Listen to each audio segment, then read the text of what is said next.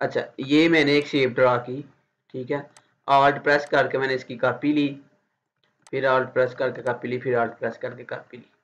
इसके अंदर अगर मैं कोई और कलर कर देता हूँ, ठीक है, इसके अंदर भी मैं और कोई कलर कर देता हूँ, ठीक है। इसके अंदर मैं इसकी और कॉपी लेता हूँ, इसके अंदर मैं ये कलर कर देता हूँ, ठीक है। अब देखें, 1 2 3 4 5 मैंने शेप ली हैं, दो के अंदर कलर सेम है, इसमें थोड़ा सा सिमिलर है, इसमें और है और इसमें और है। अब मैं चाह रहा हूं कि मैंने इनके अंदर कलर चेंज करना है, लेकिन अब देखें, अगर मैंने इन दोनों के अंदर, दोनों में रेड है और सेम है, तो अगर मैंने इसमें कलर चेंज करना है तो फिर मुझे इसमें भी करना पड़ेगा। देखिए, मैं अगर इसका कलर चेंज करता हूं तो इसका किया, तो अब मैं इसका भी करना चाह रहा हूं, तो मैं इसका भी यही अगर करना है तो मुझे इस तरह करना पड़ेगा। देखिए, पहले इसको सिलेक्ट करूंगा, सॉरी, पहले इसको सिलेक्ट करूंगा, उसके बाद मैं इसके ऊपर क्लिक करूंगा। अब दोनों कलर सेम हुए हैं, पहले मैंने इसका किया फिर इसका किया।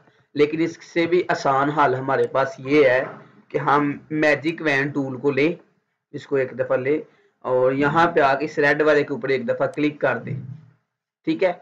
अब देखिए, उसने ये भी और ये भी सिलेक्ट कर दिया है, ठीक है। अब देखिए, ये दो तो सेम है लेकिन ये नहीं इससे सेम, मतलब सिमिलर है लेकिन 100% सेम नहीं है। ये क्यों है अभी मैं इसको बाद में बताता हूं, पहले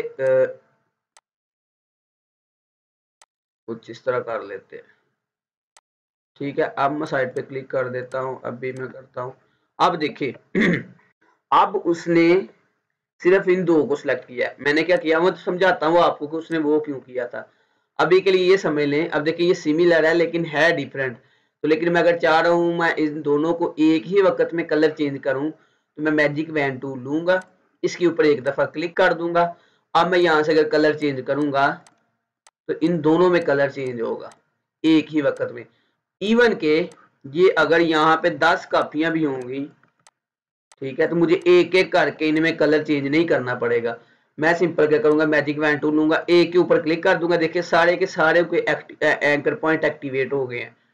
अब अगर यहाँ से कलर चेंज करता हूँ तो सबके कलर चेंज होंगे। तो मैजिक वैन टूल का ये काम होता है कि हम मल्टीपल ऑब्जेक्ट्स में से कलर चेंज करना हो तो हम उसको सिलेक्ट करके तो वो कलर चेंज कर लेते हैं। अब देखिए, मैं अगर इस टूल को, इसका कलर थोड़ा सा माइनर सा चेंज करता हूँ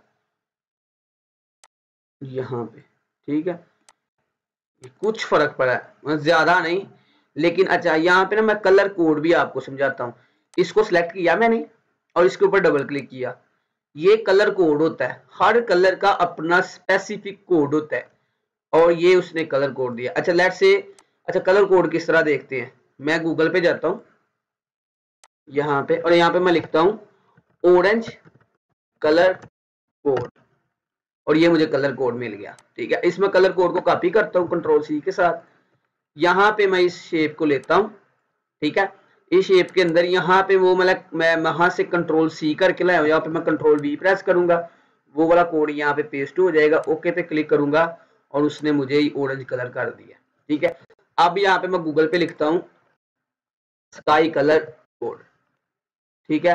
अब देखिए, उसने मुझे यहाँ पे कोड दे दिया स्काई कलर का। मैं इसको कॉपी करता हूँ, यहाँ पे आता हूँ, इसके ऊपर क्लिक करता हूँ, यहाँ पे कलर कोड पेस्ट करता हूँ और उसने मुझे स्काई कलर कर दिया, ठीक है।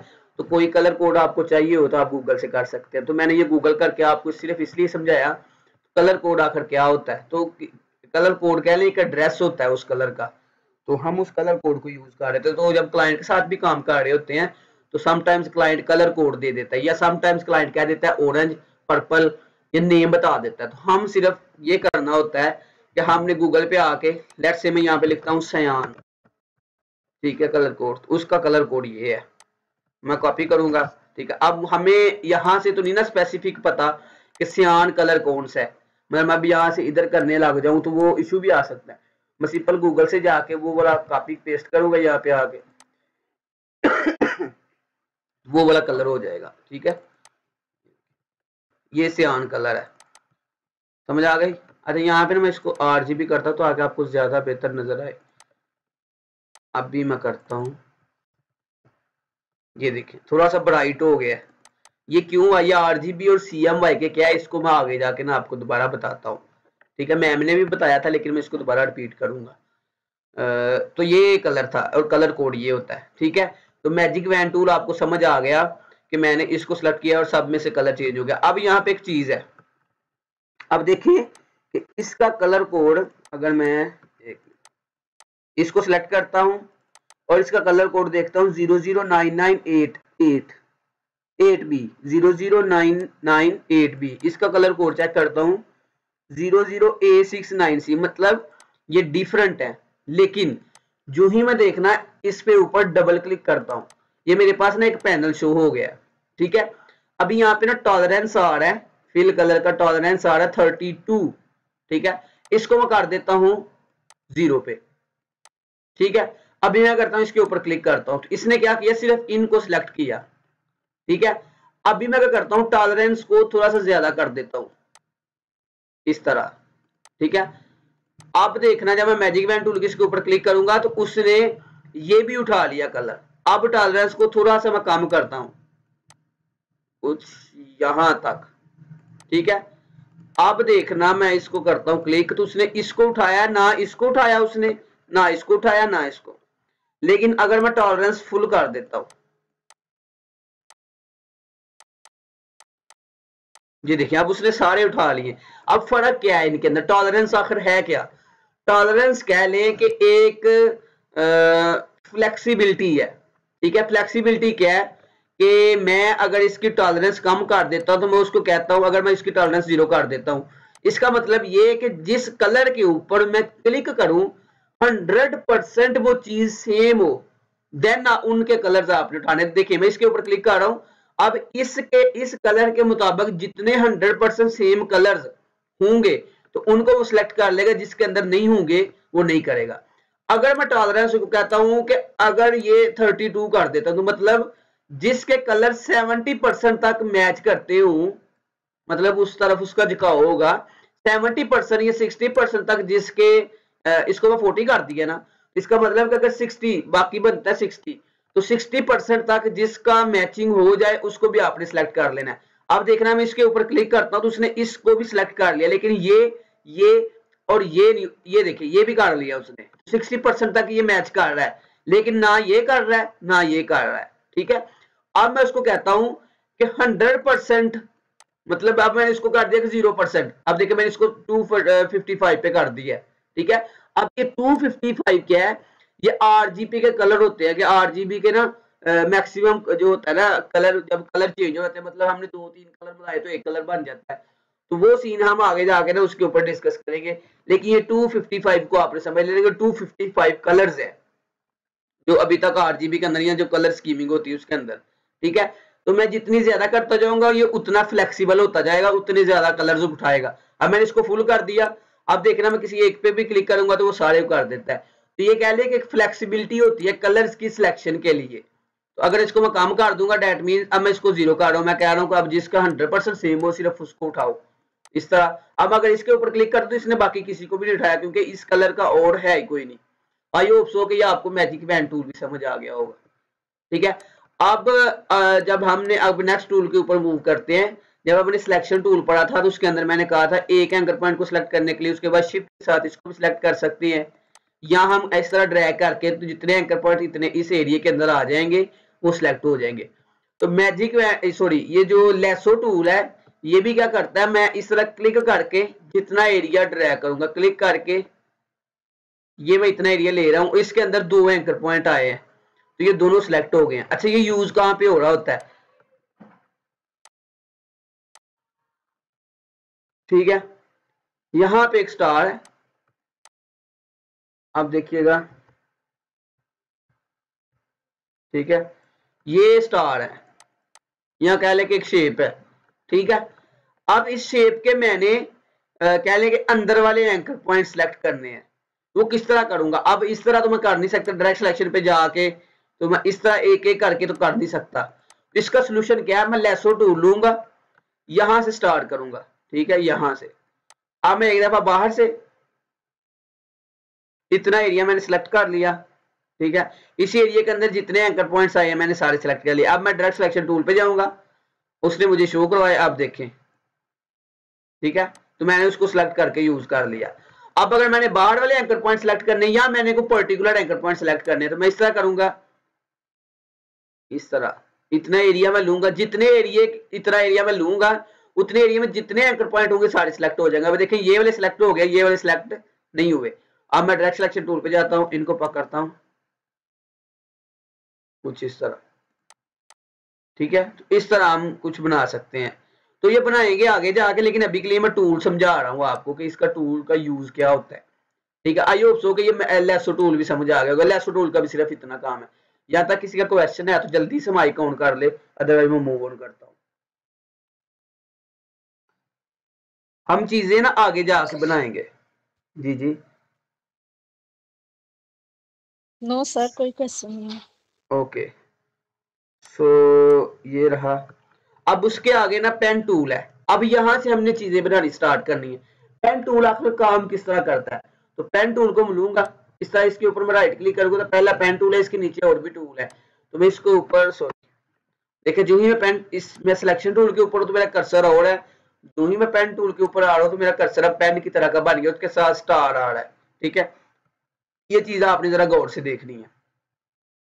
पेन टूल के ऊपर जो ही मैं एक दफा क्लिक कर देता हूँ, ठीक है, ये देखिए एक एंकर पॉइंट लगा देता है, और ये एक चीज कह लेंगे एक उसने कील लगा दिया है एक दीवार के अंदर, अब ये दग है, ठीक है। तो ये मैंने एक पेन टूल के साथ एक दफा क्लिक किया, अब ये वो लाइन ड्रॉ कर रहा है, मैं जिस साइड को जाके लाइन लगाना चाह रहा हूँ मैं लगा सकता हूँ। लेट से मैं शिफ्ट के साथ, यहाँ पे भी शिफ्ट काम कर रहा था, ये देखिए यहाँ पे ना शिफ्ट मैंने प्रेस किया हुआ है, जो ही मैं इस साइड को आ रहा हूँ इसने 45 पे घुमा दिया उसको।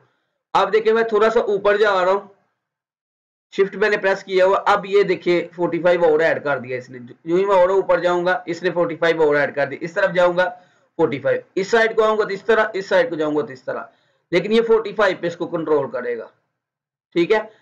तो इस तरह मैं एक शिफ्ट के साथ एक यहाँ पे ले आता हूँ, एक दफा फिर क्लिक करता हूँ, इस साइड को आता हूँ, ठीक है, एक दफा फिर मैं क्लिक करता हूँ, ऊपर जाता हूँ शिफ्ट के साथ ही इस पे क्लिक करता हूँ और शिफ्ट के साथ इस तरह क्लिक करता हूँ।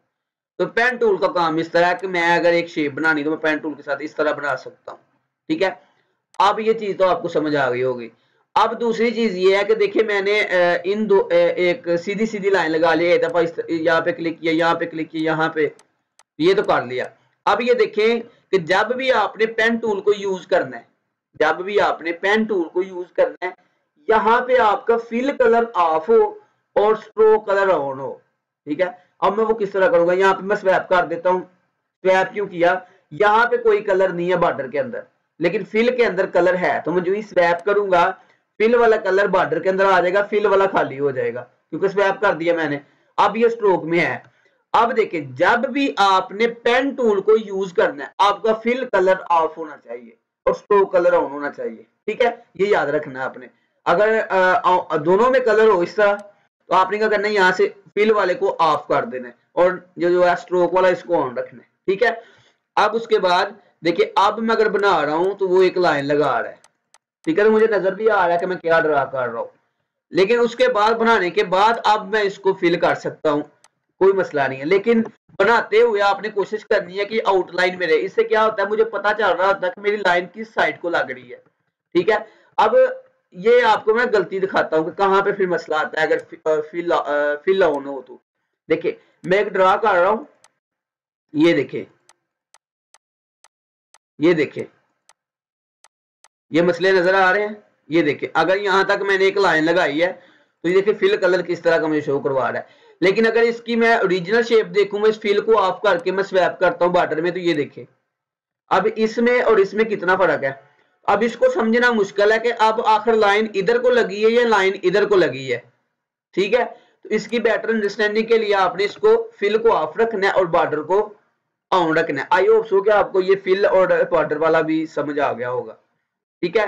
अब स्ट्रेट लाइन तो मैंने लगा ली कि मैं पेन टूल लेकर सीधी सीधी लाइनें लगा ली, लेकिन अगर मैं चाह रहा हूं कि मैं कर्व देना है थोड़ा सा, मतलब मैंने उसको थोड़ा सा गलाई में लाना है या कर्व देना है उसको, मैं एक दफा क्लिक करके आगे जाऊंगा, क्लिक करके तो ड्रैग करना है, छोड़ना नहीं, माउस को ड्रैग करना है इस तरह, ठीक है, तो ये कर्व दे देगा। अब ये दो हैंडल बन गए, ये देखिए अगर मैं सिर्फ सिंगल क्लिक कर देता हूं तो सीधी लाइन लग जाएगी, लेकिन अगर मैं क्लिक करके ड्रैग करता हूं ये कर्व लग जाएगा।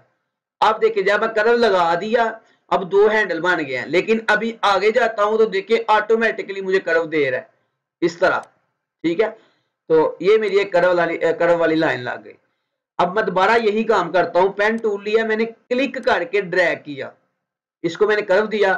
अब देखें ये ऑटोमेटिकली फिर मुझे कर्व दे रहा है, लेकिन मैं ये कर्व नहीं चाह रहा कि मैं चाह रहा हूं कि नहीं मैंने इनके मुताबिक कर्व नहीं लगाना, हो सकता है मैंने कर्व ज्यादा देना हो या मैं अपनी मर्जी के मुताबिक ये कर्व देना है।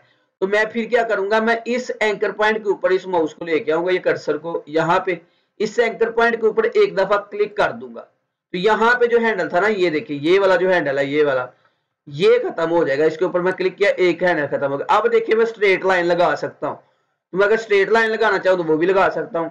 ठीक है, या मैं आगे को जाके कर्व देना चाहूँ, अब देखिए ये रिलीज हो गया, सम टाइम रिलीज हो जाता है जब मैं कंट्रोल प्रेस करता हूँ या मैं एस्केप का बटन प्रेस कर देता हूँ, तो मैं पेन टूल को लेकर दोबारा उस एंकर पॉइंट पे क्लिक कर दूंगा, आगे फिर मेरा काम स्टार्ट हो जाएगा। ठीक है, अब एक बात याद रखनी है, ये सिलेक्ट नहीं है, मैं पेन टूल लेता हूँ, इस एंकर पॉइंट पे जाके एक दफा क्लिक कर देता हूँ तो वहां से ही काम स्टार्ट होगा। तो जब एक हैंडल खत्म कर देंगे तो अगर मैंने फिर कर्व देना है फिर मुझे क्लिक करके ड्रैग करना पड़ेगा, समथिंग लाइक दिस। ये मैंने कर दिया, अब मुझे दोबारा कर्व दे रहा है, लेकिन मैं ये कर्व नहीं चाह रहा, तो मैं क्या करूंगा, इस एंकर पॉइंट पे क्लिक करूंगा और आगे जाऊंगा। ठीक है, लेकिन अच्छा अब मैं चाह रहा हूं ये यहाँ पे ये जो है हमारे माउस के साथ कर्सर आ रहा है या ये जो लाइन बन रही है ये खत्म हो जाए, ये किस तरह होगी। एक तरीका ये है कि जहां से स्टार्ट किया वहां पे जाके क्लिक कर दो, ये देखिए एक तो शेप भी क्लोज हो जाएगी और दूसरा वो लाइन को भी रिलीज कर देगा।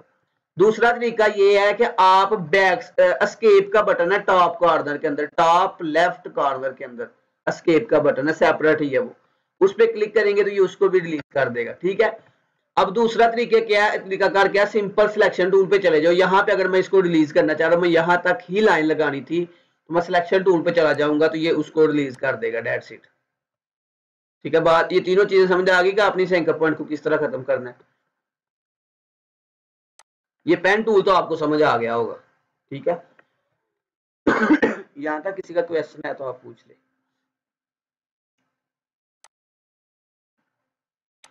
मैं कुछ चीज भी बनाऊंगा अब इसके साथ, वो कैसे, वो स्टार्ट करते हैं। यहां तक किसी का क्वेश्चन है तो आप लोग पूछ ले।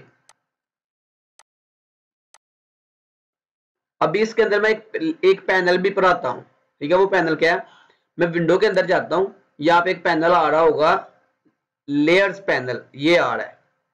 ठीक है, इसके ऊपर मैं क्लिक कर देता हूँ, ये पैनल आ गया। इस पैनल को समझने की कोशिश करते हैं, अभी इनको हाइड कर देते हैं।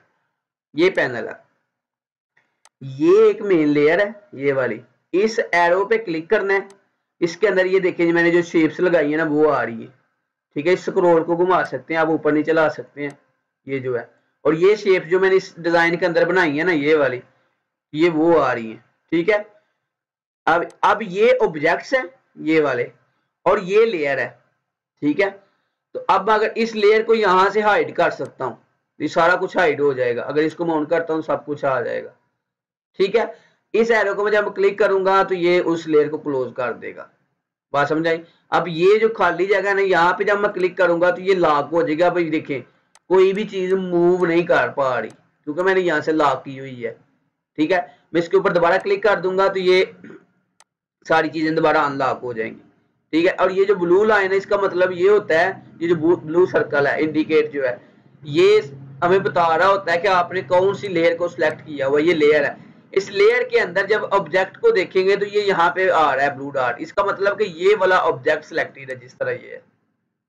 ठीक है, देखिए अच्छा, तो इस तरह का इसका यूज होता है। ये वाले आइकॉन्स अभी हम नहीं पढ़ेंगे, इसको हम बाद में देखेंगे। ठीक है, तो अभी लेयर के पैनल को इतना ही समझ लेते, सिर्फ जितना मैंने अभी समझा दिया आपको। ठीक है, तो हम क्या करते हैं, अभी गूगल पे जाते हैं, यहाँ पे लिखता हूं मैं एसास लैब लोगो। ठीक है, ये लोगो आ गया, इस लोगो को मैं अब सेव कर लेता हूं। इस लोगो को हम दोबारा से बनाएंगे। ठीक है, इसको मैं कॉपी कर लेता हूं यहां से, आपने यहां से कॉपी करना है राइट क्लिक करके और यहाँ पे आके कंट्रोल वी प्रेस करना है और ये यहाँ पे आ जाएगा। ठीक है, इसको आपने इस इमेज को आपने शिफ्ट के साथ बड़ा करना है। जब भी इमेज को आपने इलस्ट्रेटर के अंदर बड़ा करना है शिफ्ट के साथ करना है, ताकि अब देखिए शिफ्ट के बगैर करूंगा ये खराब हो जाएगी, स्ट्रेच हो जाएगी इस तरह। आपने क्या करना है शिफ्ट के साथ करना है ताकि एंगल कंट्रोल रहे इसका और ये स्मूथली हो। ठीक है, ये मैंने अब इसको थोड़ा सा इमेज को बड़ा कर लिया। अब मैं लेयर के अंदर जाऊंगा, ठीक है, और यहां से मैं देखूंगा कि ये इमेज कहां पे है, ये है, और यहां से इसको मैं लॉक कर दूंगा। लॉक करने का बेनिफिट क्या होगा, अब ये मूव नहीं हो सकती।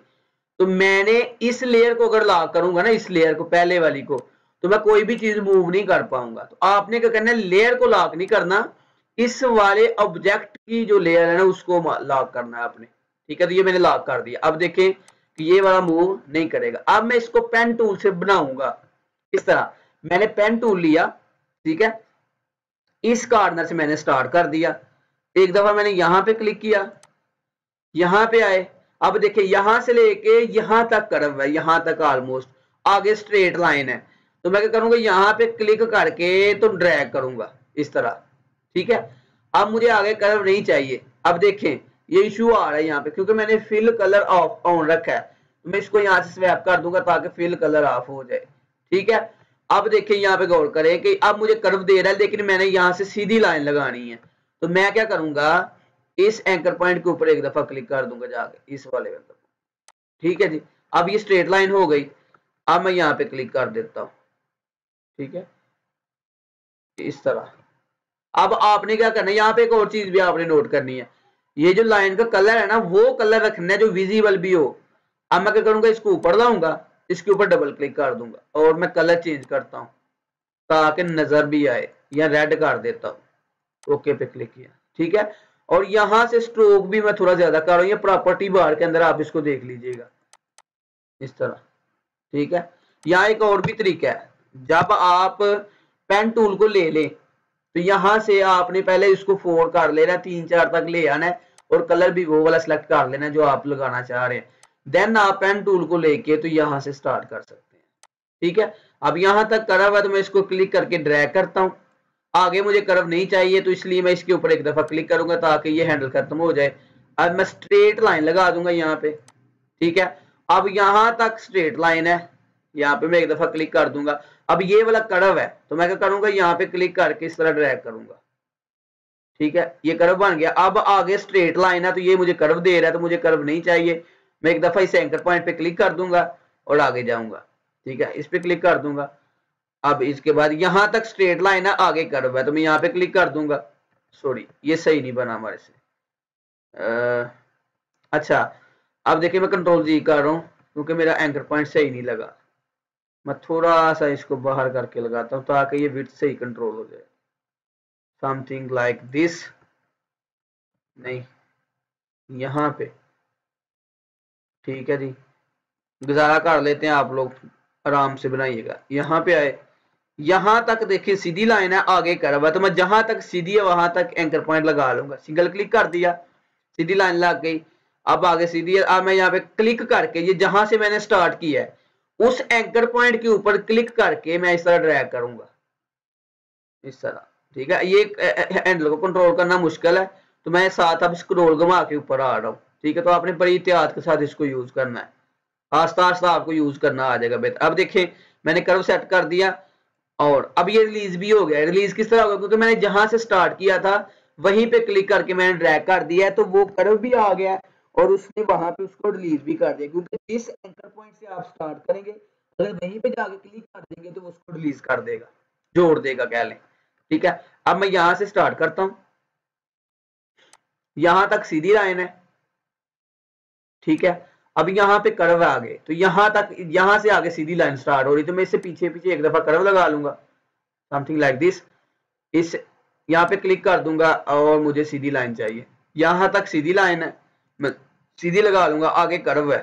ठीक है, तो ये मैं स्क्रॉल घुमा रहा हूँ कंट्रोल के साथ, यहाँ पे क्लिक किया और मैंने कर्व दे दिया। अब कर्व आस्ता से आपने देना है, सम टाइम क्या होता है इस तरह हो जाती है स्क्रीन।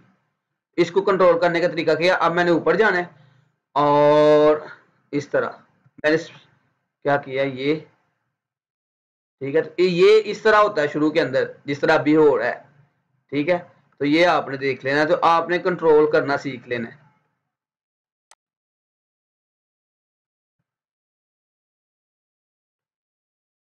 इस तरह, ठीक है जी। इस एंकर पॉइंट पे दोबारा क्लिक करता हूँ, यहाँ पे थोड़ा सा कर्व है, मैं इस कर्व को दे लूंगा, ये ज्यादा हो गया। अच्छा, अब इस एंकर पॉइंट पे क्लिक किया, यहाँ पे यहाँ पे यहाँ पे क्लिक किया, यहाँ पे थोड़ा सा कर्व है, ठीक है। अभी यहाँ पे क्लिक किया, सीधा और सीधा, ठीक है। अब ये हो गया। अब ये मैं इस तरह क्लिक करके ड्रैग कर लूंगा, ड्रैग कर लेना क्लिक करके, ठीक है। और आल्ट प्रेस करके इसको नीचे ले आना इस तरह, ये मेरे पास लाइनें आ गई, ठीक है। अब मैं क्या करता हूँ, इसको सिलेक्ट किया, इसका कलर स्वैप कर देना, फिल में आ जाएगा। इसको सिलेक्ट किया, इसको स्वैप कर देना, कलर फिल में आ गया, और ये मेरे पास अब एडिटेबल आ गया, ठीक है। ये अब मेरे पास इमेज थी। इस तरह के भी प्रोजेक्ट मिल जाते हैं कि हमारे पास सेम लोगो हो और उसको हमने रिक्रिएट करना होता है सेम टू सेम, ठीक है। तो ये काम भी हम फाइवर पे कर सकते हैं, इंशाल्लाह हम इसको आगे जाके देखेंगे। अभी के लिए आपको रिक्रिएशन सिखा रहे हैं, ठीक है। आई होप सो कि आपको रिक्रिएट करना आ गया होगा, ठीक है। अब देखिए, मैंने ये ही कलर करना है जो इसके अंदर है, उसका तरीकेकार क्या है। मैं इसको सिलेक्ट करूंगा, यहाँ पे टूल है आई ड्रॉपर टूल, इस आई ड्रॉपर टूल को लूंगा और उस कलर पे जाके एक दफा मैं क्लिक कर दूंगा, वही कलर आ जाएगा। अब मैं इसको भी सिलेक्ट करूंगा, यहाँ पे आई ड्रॉपर टूल आ रहा है, उसको लूंगा, इस पे जाकर क्लिक कर दूंगा तो वही कलर आ जाएगा, ठीक है। तो इस तरह हम अब इसको बना सकते हैं। आई होप सो कि ये समझ आ गया होगा। अच्छा, ये आपको समझ आ गया, इतना ही हम आज पढ़ेंगे, सिर्फ और सिर्फ अब एक्स्ट्रा और पढ़ेंगे हम फाइल को सेव किस तरह करना है, ठीक है। अच्छा, स्क्रीनशॉट किस तरह लेना होता है इसके अंदर, विंडो शिफ्ट और एस, विंडो का बटन जो है, साथ शिफ्ट का बटन, साथ एस प्रेस करेंगे तो इस तरह का हमारे पास आइकन बन जाएगा, ये डिम हो जाएगा कलर, ठीक है। अब जितना एरिया हमने इस तरह क्लिक करके ड्रैग करना है इस तरह, वो स्क्रीनशॉट ले लेगा। वही हमने क्या करना है, व्हाट्सएप पे जाना है, कंट्रोल वी प्रेस करना है और वहां पे पेस्ट करके हमको ग्रुप के अंदर भेज देनी है असाइनमेंट, ठीक है। अभी के लिए इतनी आप समझ लें। अब ये मेरे पास एडिटेबल है, तो मुझे ये फाइल सेव भी तो करनी है। कैनवा के अंदर तो ये था ना कि ऑटोमेटिकली उसको वो सेव कर रहा था क्योंकि वो इंटरनेट के साथ कनेक्ट थी, लेकिन ये इंटरनेट के साथ कनेक्ट नहीं है। तो इसको सेव करने का तरीका क्या है, फाइल पे जाना है, सेव पे क्लिक करना है और जिस जगह पे इसको सेव करना है वो वाली लोकेशन देनी है। तो मैं क्या करता हूँ, डाउनलोड के अंदर जाता हूँ, यहाँ पे फाइल का अपने नाम दे देना है, ठीक है। मैंने फाइल का नाम क्या रखा, क्लास 13, ठीक है। यहाँ पे मैंने फोल्डर भी एक बना लेना है, यहाँ पे एक मैंने फोल्डर बनाया डाउनलोड के अंदर, यहाँ पे मैंने रख दिया ऑनलाइन ग्राफिक, या मैं लिख लेता हूँ graphic design projects.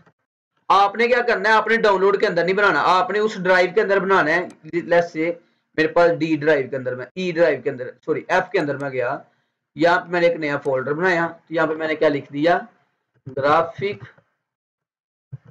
Design projects, ठीक है। यहाँ पे एक दफा क्लिक कर दिया, अब इसके अंदर डबल क्लिक करके ओपन कर लिया, यहाँ पे मैंने क्लास 13 इसका नाम रख दिया, या मैं लिख लेता हूँ प्रोजेक्ट, मैंने लिखा जी एहसास लैब लोगो, क्योंकि यही है। तो आपने जब भी प्रोजेक्ट को सेव करना है उसके ओरिजिनल नेम से करना है। अब यहाँ से आपने कुछ भी चेंज नहीं करना, सेव पे क्लिक कर देना है, सेव पे क्लिक करने के बाद यहाँ से भी कुछ भी चेंज नहीं करना, आपने ओके पे क्लिक कर देना है, ये फाइल सेव होने लग जाएगी। अब मैं वहां पे जाके देखता हूँ कि क्या वाकई फाइल सेव हो गई है। मैं सी के अंदर, इसके अंदर एफ के अंदर जाता हूँ, यहाँ पे मैंने दिखा था और ये मेरा लोगो सेव हो गया, ठीक है। अब लेट से मैं अभी इसको बंद कर देता हूँ, ये वाला प्रोजेक्ट, ये बंद हो गया। अब मैं उस प्रोजेक्ट के ऊपर जाके इसको डबल क्लिक करके दोबारा ऑन करता हूँ, तो ये देखिए मेरे पास एडिटेबल फाइल सेव है, ठीक है। तो इस तरह प्रोजेक्ट को सेव करते होते हैं, बात समझ आ गई। तो आई होप सो कि ये आपको रिक्रिएशन आ गई। अब मैं इसको एक्सपोर्ट करना भी आपको बता देता हूँ इसी क्लास के अंदर, ठीक है। अभी मैं क्या करता हूँ, जो मैंने ला की थी मैं उसको साइड पे कर देता हूँ, ताकि इसको सिलेक्ट करके जो भी मैंने एडिटेबल बनाया यहाँ पे लेके आता हूँ, ठीक है। इसको मैं थोड़ा छोटा कर देता हूँ ताकि थोड़ा सा बेहतर लगे, ठीक है जी। ये मैंने लोगो बना दिया, अब यहाँ पे लगा दिया। अब ये आर्ट बोर्ड है हमारा, अब इस आर्ट बोर्ड टूल के ऊपर क्लिक करता हूँ तो ये एक आर्ट बोर्ड है, ठीक है। इसके अंदर ही आपने रख देना है, ये तो इमेज थी ना, ये आर्ट बोर्ड के अंदर रखना है। जिस तरह कैनवा के अंदर एक कैनवास होता था ना या पेज होता था, सेम इसके अंदर ये आर्ट बोर्ड है, ठीक है। तो अब मैं फाइल पे क्लिक करना है, फाइल पे क्लिक करने के बाद एक्सपोर्ट एज, एक्सपोर्ट एज पे क्लिक करना है। यहाँ से आपने पीएनजी सिलेक्ट करना है, इसके ऊपर क्लिक करके ना यहाँ पे बहुत से फॉर्मेट है, अभी के लिए आपने क्या करना है पीएनजी सिलेक्ट करना है और यहाँ पे यूज आर्टबोर्ड पे क्लिक करना है। ठीक है, ये क्यों करना है या ये सेटिंग क्या है इसको हम आगे जाके देखेंगे। अभी के लिए आपने क्या करना है पीएनजी और उसके बाद यूज आर्टबोर्ड और एक्सपोर्ट पे क्लिक कर देना है। ठीक है, तो एक और चीज भी है, मैं यहाँ पे जाता हूँ एक्सपोर्ट एज। ये लोकेशन भी आपने देख लेनी है यहाँ से, दिस पीसी के अंदर local disk F graphic design projects के अंदर आपका ये वाली जो है ना इमेज सेव होने लगी है। इसको दोबारा मैंने चेक कर दिया, एक्सपोर्ट पे क्लिक किया।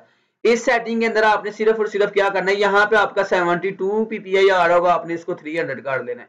क्यों करना है इसको हम बाद में डिस्कस कर लेंगे। ठीक है, तो यहाँ पे है समटाइम ट्रांसपेरेंट ब्लैक आ रहा हो तो आपने इसको व्हाइट कर देना है, ये देख लेना कि व्हाइट ही है, फिर आपने ओके पे क्लिक करना है। ठीक है, तो उसके बाद मैं जाकर देखता हूँ, तो यहाँ पे देखें मेरे पास इमेज रेडी होके आ गई है। तो इस तरह आपने ये फिर अपना जो लोगो या कोई भी चीज रिक्रिएट की होगी वो आपने ग्रुप में भेज देनी है। समझ आ गई बात मेरी? तो ये था आज का हमारा लेक्चर, आई होप सो कि आपको समझ आया होगा। चले ठीक है, अब आप लोगों की असाइनमेंट ये है कि आप लोगों ने गूगल पे ही जाके एहसास लैब लिखना है, एहसास लैब लोगो, और आपने इस लोगो को रिक्रिएट करना है।